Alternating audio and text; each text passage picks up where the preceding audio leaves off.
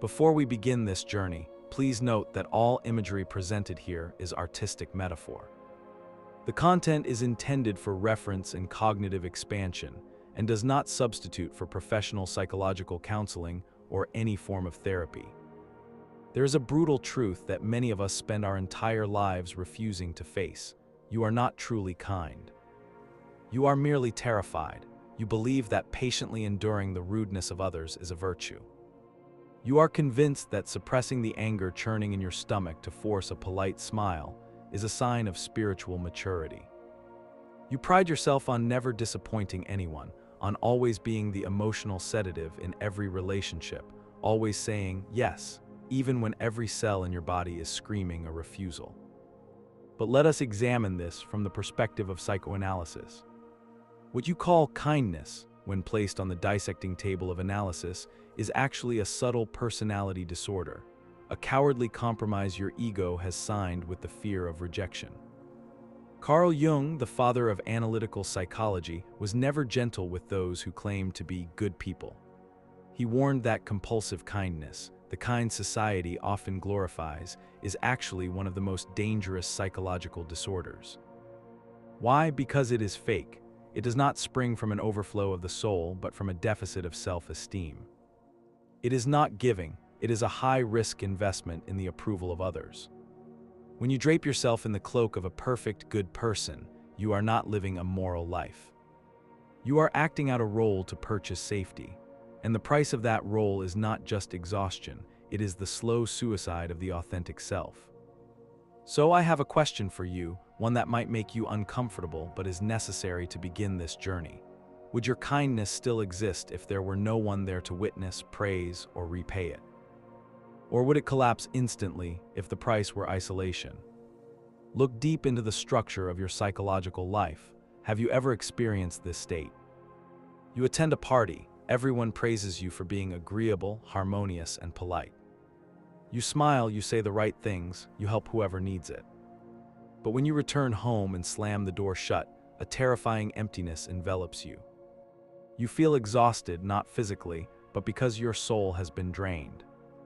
You feel like an imposter, an actor who has just stepped off the stage and realized they have forgotten their own face. This is the phenomenon existentialists call exile from the self. It is the most painful paradox of modern humanity. We are too busy becoming good people by societal standards to have time to become ourselves. The problem here is not that you lack ethics. The problem is that you are living in a state of chronic dissociation from yourself. You have equated the concept of being loved with being approved of. And to gain approval, you have trimmed, pruned, and buried parts of yourself that you believed were unlovable. You are afraid that if you show anger, you will be labeled rude. You are afraid that if you say no, you will be seen as selfish. You are afraid that if you reveal weakness, you will become a burden. And so you build an ivory tower of perfection. On the outside, it is magnificent, bright, and inviting. But inside, it is a watchtower imprisoning the monsters you refuse to face. Your existence becomes a long chain of betrayals of the inner self. Every time you say yes when you want to say no, you are telling your unconscious, other people's needs are more important than my existence. This is not kindness. This is systematic self-invalidation. To understand why your kindness has become a prison, we need to go deep into the architecture of the human mind according to Carl Jung. The mechanism of operation here is based on the polarity between the persona, the social mask, and the shadow. The persona is the part of the personality we present to the outside world. It is like the mask worn by ancient stage actors to define their roles. In modern society, the persona is necessary. It is the tool that allows us to function, work, and interact smoothly. However, the danger begins when identification with the persona occurs. This is the crux of the matter. You are no longer wearing the mask. You believe the mask is your real face. You mistakenly believe that the benevolent, gentle person who never gets angry is your true self. When this identification happens, another psychological mechanism is powerfully activated: splitting. According to the law of conservation of psychological energy, What you refuse to acknowledge in yourself does not disappear. It is pushed down into the personal unconscious and becomes the shadow. The shadow is the counterpart to the persona. If your persona is the saint, your shadow will be the sinner. If your persona is the selfless one, your shadow will be absolute selfishness. The harder you try to appear good, the darker and denser your shadow becomes. This is a tragic paradox. The best people you know, those who never raise their voices, who always sacrifice, are often the ones who possess the most terrifying shadows. When the shadow is not made conscious, it does not lie still. It lives a life of its own in the dark, accumulating energy and waiting for the moment to counterattack.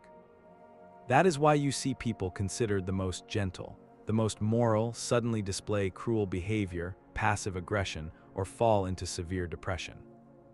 It is not that they changed personality. It is that the shadow has accumulated enough energy to shatter the shell. Anyone who sees a person with two perfect morals can know for sure that a monster is disguised within. This is not a disparagement. It is a law of psychology. Look at your life.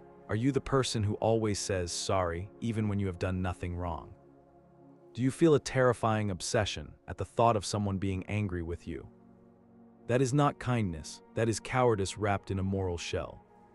It is the sign of a weak ego, an ego that does not have the strength to contain the truth about itself and the world. Why are good people prone to self-destruction?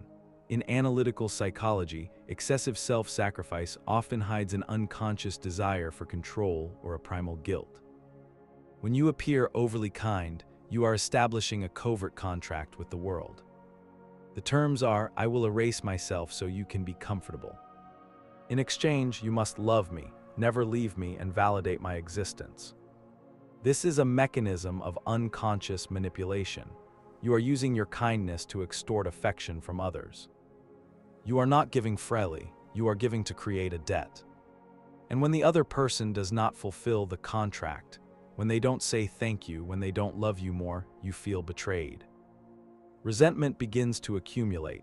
Have you ever found yourself smiling mechanically when hearing a criticism?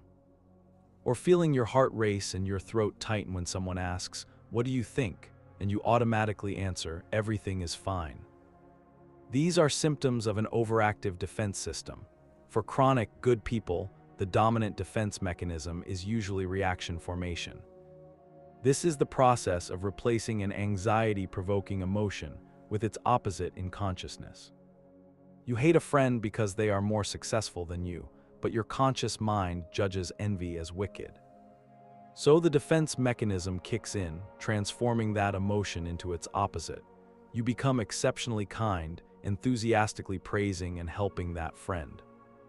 This is an incredibly energy-intensive mechanism. You have to continuously pump psychological energy into maintaining this fake image. When you constantly use defense mechanisms to transform real emotions, a serious consequence occurs. You lose the ability to feel. You don't just bury negative emotions, you also bury the ability to experience positive emotions deeply. Your mind becomes numb. You live in a gray state, a kind of alexithymia, an inability to distinguish and express emotions. You cannot be a good person if you do not have the capacity to be bad when necessary. Kindness without boundaries is merely glorified surrender. Why is the word no so difficult for you? Why does setting a limit feel like committing a crime to you? In analytical psychology, personal boundaries are not just rules of conduct, they are the boundaries of the ego. They define where I end and others begin. People suffering from the good person syndrome usually have porous boundaries. They cannot distinguish between their own emotions and the emotions of others. If someone else is sad, they feel responsible for fixing it. If someone else is angry, they feel they are the cause. This leads to a state of confluence, a condition where the ego is dissolved into the surrounding environment. You lose your own center of gravity. When there are no boundaries, you are no longer an independent individual. You are merely an extension of the will of others. The absence of boundaries is actually a form of passive aggression. By never objecting, you are silently stripping the other person of the right to know the truth. You are hiding your true self, forcing them to live in an illusion. That is not love, it is deception. And when the numbness reaches its limit, the unconscious will find a way to liberate itself. That is why you must redefine an emotion you have been forbidden from feeling for years: anger. Anger is not irrational, it is the guardian of your integrity. When you turn it off, you are firing the only guardian of your soul. Society has taught us a wrong lesson: anger is bad. But look at depressed people, those with burnout. What is their biggest commonality? They no longer know how to be angry. They have paralyzed the most natural defense mechanism of human beings. When someone invades their territory, they don't fight and they don't flee. They stand still and let the violation happen. This is a sure formula for psychological collapse. In Jungian psychology, anger is not a negative emotion to be eliminated. It is a powerful form of psychological energy. It is the fuel of action. Anger appears when the boundaries of the ego are threatened. It is like the immune system of the psychological body. However, good people usually believe anger is dangerous, so they repress it into the unconscious. The result is that anger does not disappear, it mutates. Jung distinguishes two forms of anger: conscious anger and unconscious anger. When you don't know you are angry, your actions are full of hostility. You arrive late, you ruin things, you speak sarcastically. This is the shadow controlling you. If you do not allow anger to live openly, it will destroy you openly. The goal of individuation is not to eliminate anger, but to integrate the shadow. You need to learn to say, "I am feeling angry. This means my boundaries are being violated. I have the right to feel this." This is when anger becomes the soul's protector. But integrating the shadow doesn't stop at accepting anger. The bigger challenge lies in facing a more terrible truth. The very people you hate are the ones reflecting the darkest parts of you. Everything that irritates you about others is a fragment of your own soul that you have never dared to look at. Think about a person you truly hate or find uncomfortable. What is it about them that makes you react so strongly? If you are fair, you will realize that your level of emotion toward them seems excessive. The answer lies in the mechanism of projection. Projection is an unconscious process of transferring your own repressed thoughts, emotions, or desires onto someone else. You don't hate your selfish colleague because they are bad. You hate them because they are openly living the selfishness you have buried deep in your own shadow. You have spent your whole life practicing sacrifice. You shoved the selfishness into the dark cellar. When you see someone else living selfishly, comfortably demanding their rights, the shadow within you screams, "Why does he get to live like that while I don't?" Your discomfort is actually jealousy disguised in a moral cloak. This is psychological compensation. The more saintly you appear on the outside, the more sinful your shadow becomes on the inside. You will have to seek out sinners in the outside world to project that shadow onto them, thereby feeling better about yourself. When you admit, "Yes, there is a selfish part of me too, but I have repressed it," a miracle happens. The indignation vanishes. You shift from a state of judgment to a state of understanding. This journey requires you to accept death, the death of the fake person you worked so hard to build. There is a decisive moment called the collapse of the persona. It is when you realize you are too tired to keep acting. You look in the mirror and don't recognize the person looking back. This is when existential pain peaks. But those who dare to stop and look straight into that abyss are standing at the threshold of rebirth. Carl Jung called this journey individuation. It is not about becoming better, but about becoming a whole individual. You must accept the death of the good person inside you. The death of the need to be loved by everyone. The death of the belief that you must sacrifice to have value. You will feel lonely and naked. You will lose some friends, those who only like the compliant version of you. You will disappoint loved ones, but in the ashes of the old persona, something truly authentic begins to sprout. That is the self, the true center of the soul, unaffected by the praise or blame of the outside world. Viktor Frankl once said, "When we are no longer able to change a situation, we are challenged to change ourselves." For good people, the situation isn't bad. The situation is too safe. That safety is slowly killing their souls. You must accept the pain of disappointing others in exchange for the joy of living authentically. Human beings do not become great by dreaming of greatness, but by awakening to their own darkness.